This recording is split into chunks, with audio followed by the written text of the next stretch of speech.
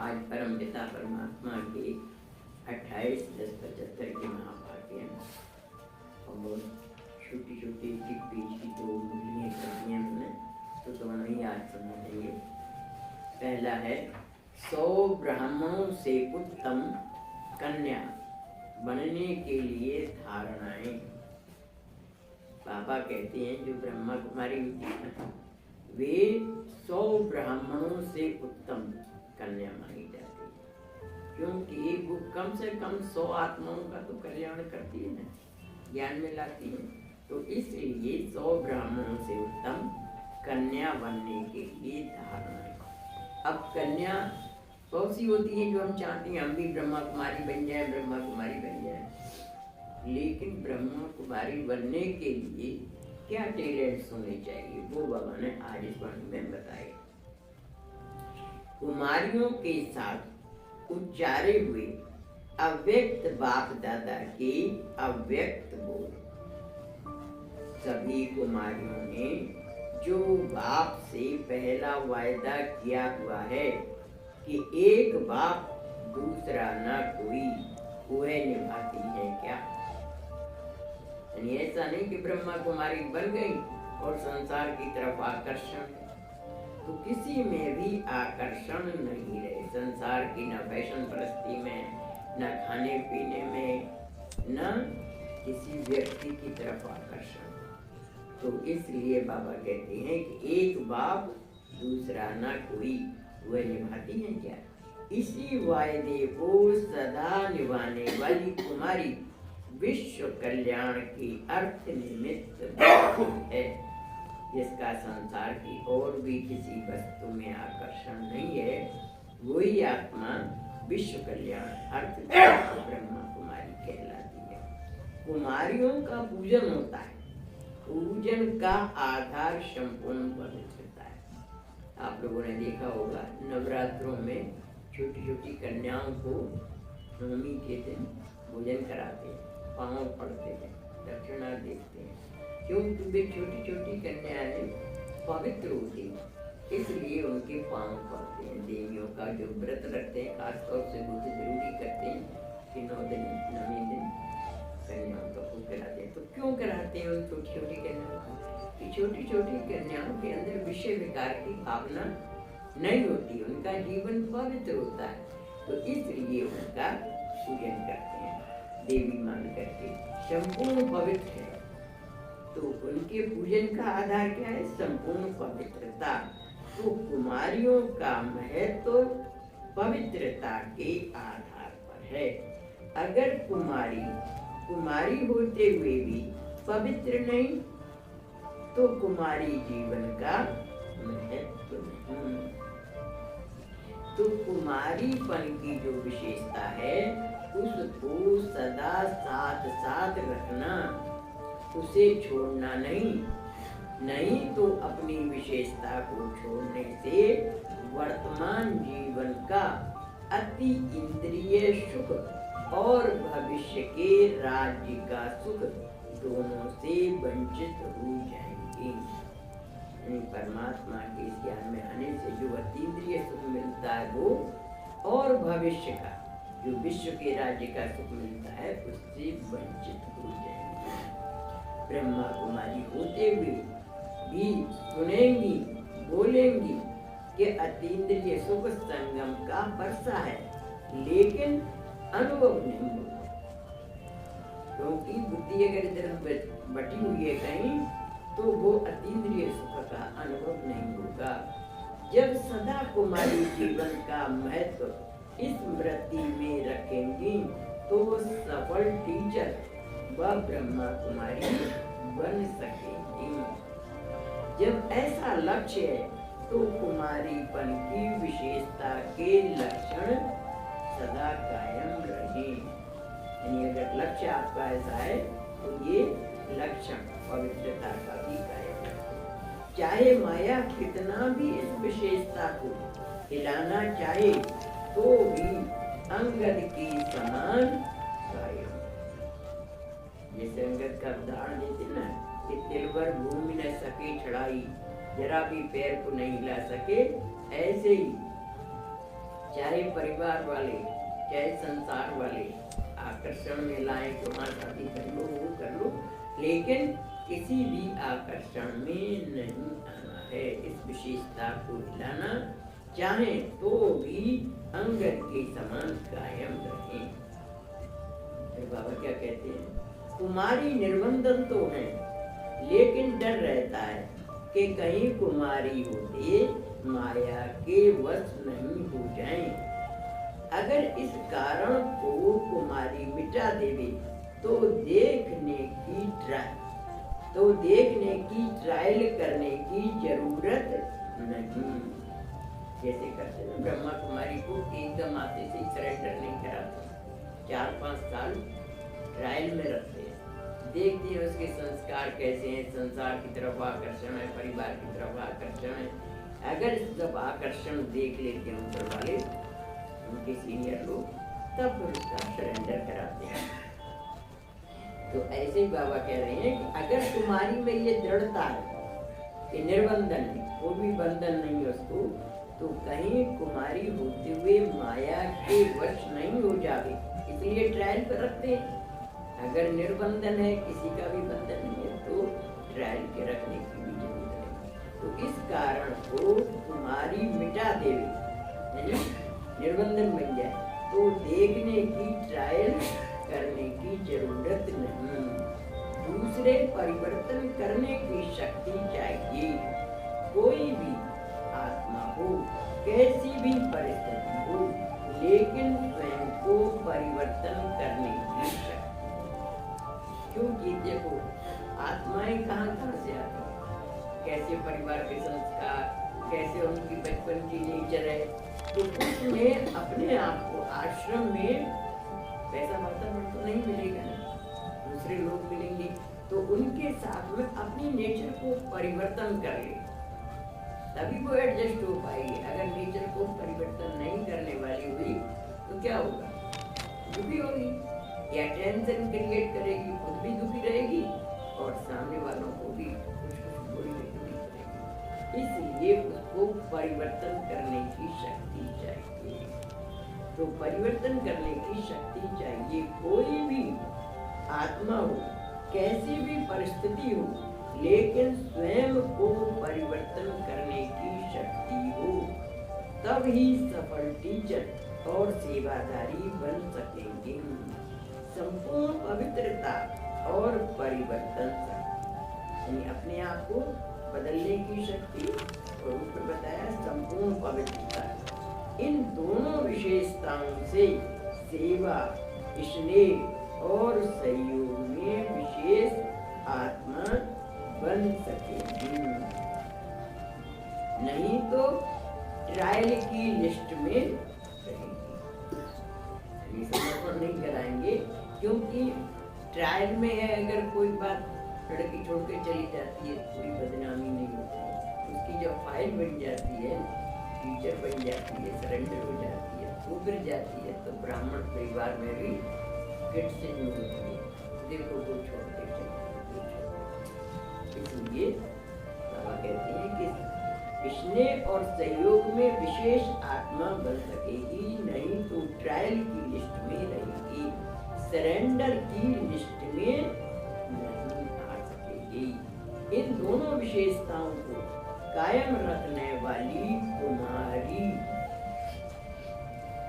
कुमारी ही गायन पूजन योग्य, जिसने अपने आप को परिवर्तन करने की शक्ति अपनाई और पवित्रता की शक्ति जिसके अंदर है, उसी का फिर गायन होता है। तो गायन पूजन योग्य बनेगी। अल्प काल का वैराग्य नहीं, लेकिन सदा काल का वैराग्य, अर्थात त्याग और तपस्या, तब कहेंगे विशेष। त्याग, हर चीज का त्याग, फैशन परस्ती का भी। संसार की लड़कियों को देखो कितना फैशन परस्ती में पैसा खर्च करती हैं, टाइम वेस्ट करती हैं, ब्यूटी पार्लर जाती हैं। बाबा के बच्चे थोड़ी ऐसे करेंगे। तो त्याग तपस्या की मूर्ति बन के रहती है। तो त्याग और तपस्या, तब कहेंगे विशेष कुमारी। अभी तो निमित्त को ध्यान रखना पड़ता है। निमित्त जिसके अंडर में रह रही है उसको ध्यान रखना पड़ता है, क्योंकि अभी तक विशेषता दिखाई नहीं है, इसलिए सेवा रोकनी पड़ती है। कोई शिकायत किसी द्वारा न सुनी जाए तब ही कंप्लीट टीचर अथवा 100 ब्राह्मण से उत्तम कन्या बन सकती है। माउंट आबू में ट्रेनिंग दी जाती है टीचरों को, और फिर समझाते हैं कि कैसे पहनना है, साड़ी पहनना भी नहीं आती है, साड़ी पहनना, रहना, सारी कायदे सिखाए जाते हैं टीचर। महावाक्यों का सार है। पहली बात है, मेरा तो एक बाप दूसरा न कोई, इस वायदे को सदा निभाने वाली कुमारी विश्व कल्याण के अर्थ निमित्त बनती है। दूसरी बात, अगर कुमारी होते हुए भी पवित्र नहीं तो कुमारी जीवन का महत्व नहीं। तीसरी बात, संपूर्ण पवित्रता और परिवर्तन शक्ति से सेवा, स्नेह और संयोग में विशेष आत्मा बन सकती है। संपूर्ण पवित्रता और परिवर्तन शक्ति से सेवा, स्नेह और संयोग विशेष आत्मा बन सकती है। चौथा है, सदा काल का वैराग्य, त्याग और तपस्या हो तब कहेंगे विशेष। यानी सदा काल का वैराग्य, त्याग और तपस्या हो, टेम्परेरी नहीं है, स्थायी शमशानी वैराग्य नहीं, सदा काल का वैराग्य, तब कहेंगे विशेष। ओम शांति। इस तारीख का मुरली की हेडिंग बनाइए, मास्टर जानी जाननहार की स्टेज से सर्वशक्तिवान की प्रत्यक्षता। मास्टर जानी जाननहार की स्टेज से सर्वशक्तिवान यानी परमात्मा की प्रत्यक्षता। दीदी जी के साथ अव्यक्त बाप दादा के उच्चारे हुए मधुर महावाक्य। मनमोहनी दीदी जी के साथ में बाबा के ये महावाक्य होंगे। तो बाबा कहते हैं, इस विशेष कमजोरी को मिटाने के लिए विशेष संगठन चाहिए। महाकाली स्वरूप शक्तियों का संगठन चाहिए जो अपने योग अग्नि के प्रभाव से इस वातावरण को परिवर्तन करें। अभी तो ड्रामानुसार हरेक चलन रूपी दर्पण में अंतिम रिजल्ट स्पष्ट होने वाली है। अब क्या कह रहे हैं कि अभी तो ड्रामा अनुसार हरेक चलन रूपी दर्पण में अंतिम रिजल्ट स्पष्ट होने वाली है। इनकी चाल चलन से अंतिम स्टेज क्या होगी उसका स्पष्टीकरण होगा, स्पष्ट होने वाली है। आगे चलकर महारथी बच्चे अपने नॉलेज की शक्ति द्वारा हरेक के चेहरे से उनकी कर्म कहानी को स्पष्ट देख सकेंगे। जैसे मलेच्छ भोजन की बदबू समझ में आ जाती है, वैसे ही मलेच्छ संकल्प रूपी आहार स्वीकार करने वाली आत्माओं की वाइब्रेशन से बुद्धि में स्पष्ट टचिंग होगी। इसका यंत्र है बुद्धि की लाइन क्लियर। यानी कहीं पर भी अगर अट्रैक्शन होगा और बाबा की तरफ बुद्धि की लाइन क्लियर नहीं होगी तो वाइब्रेशन से पता लग जाएगा।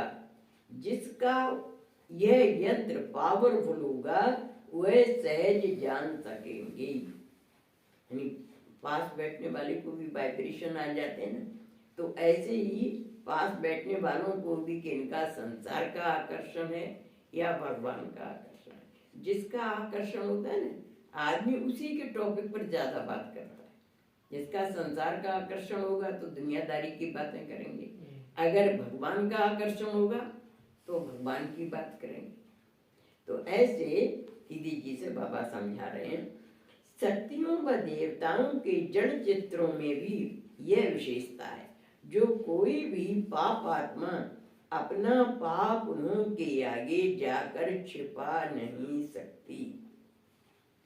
देखो संसार में भी क्या होता है, कोई आदमी कोई गलत काम करके आता है, किसी का मर्डर कर दिया, कोई गलत काम हो गया, दुनिया वालों से छिपाते हैं, किसी को पता न लग जाए, लेकिन भगवान के आगे जाकर अपने आप कह देते हैं, भैया जी मेरे से ये गलती हो गई, मेरे से ये अपराध हो गया।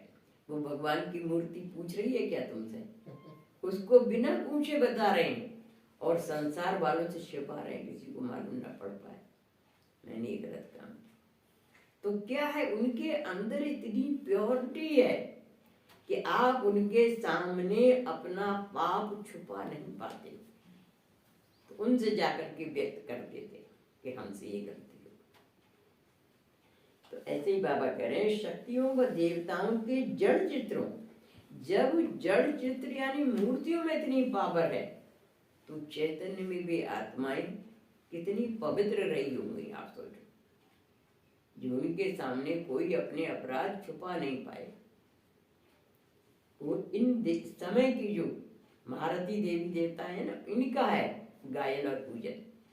साधारण आत्माओं की पूजा सालिग्राम के रूप में होती है, लेकिन जो महारथी हैं, इतने पवित्र जीवन जिन्होंने बिताए हैं, उन्हीं की मूर्तियों के आगे जाकर के अपने अपराध स्वीकार करती हैं। तो शक्तियों व देवताओं के जड़ चित्रों में भी यह विशेषता है, जो कोई भी पाप आत्मा अपना पाप उनके आगे जाकर छुपा नहीं सकती। आप ही ये वर्णन करते रहते हैं कि हम ऐसे हैं, यह स्वतः ही वर्णन करते रहते, वह स्वतः ही वर्णन करते रहते, तो जड़ यादगार में भी अब अंत काल तक यह विशेषता दिखाई देती है। यानी ये अंतिम समय चल रहा है ना, तो अंतिम समय तक ये विशेषता दिखाई देती है। चैतन्य रूप में शक्तियों की यह विशेषता प्रसिद्ध हुई है। तभी तो लाइन बनाई है, क्या कहते हैं, तेरी शक्ति अम्बे पापी धरती। पाप आत्माएं अपने आप ही अपने अपराध कबूल करती हैं, तो अंत काल तक विशेषता दिखाई देती है। चैतन्य रूप में शक्तियों की यह विशेषता प्रसिद्ध हुई है, तब तो यादगार में भी है। यह है मास्टर जानी जाननहार की स्टेज, अर्थात नॉलेजफुल की स्टेज, यानी उन्हें पता लग जाता है, नॉलेजफुल की स्टेज। यह स्टेज भी प्रैक्टिकल में अनुभव होती जा रही है और होगी भी। ऐसा संगठन बनाया है क्या? बनना तो है ही, ऐसे समाज स्वरूप संगठन चाहिए।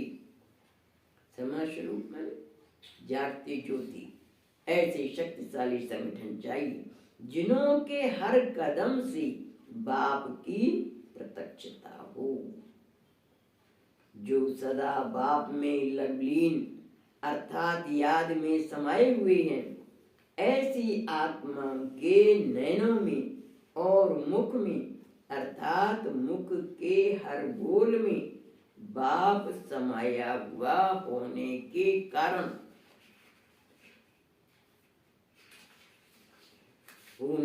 कारण शक्ति स्वरूप के बजाय सर्वशक्तिवान नजर आएगा। उनके स्वरूप में क्या दिखाई देगा? सर्वशक्तिवान भगवान दिखाई देगा। जैसे आज आदि स्थापना में ब्रह्मा रूप में सदैव श्री कृष्ण दिखाई देता था।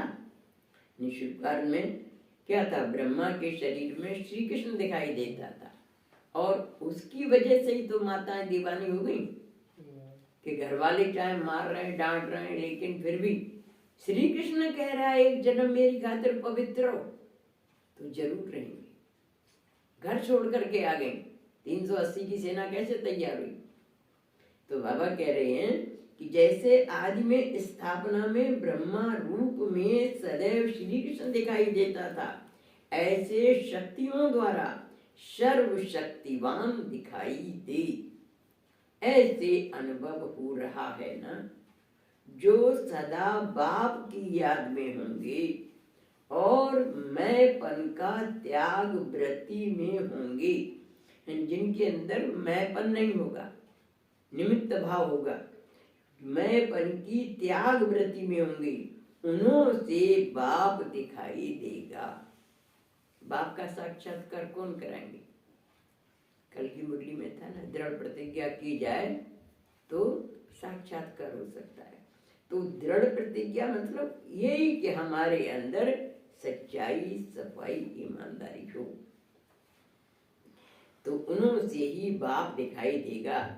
जैसे स्वयं मैंपन भूले हुए हैं, वैसे दूसरों को भी उनका वह रूप दिखाई नहीं देगा।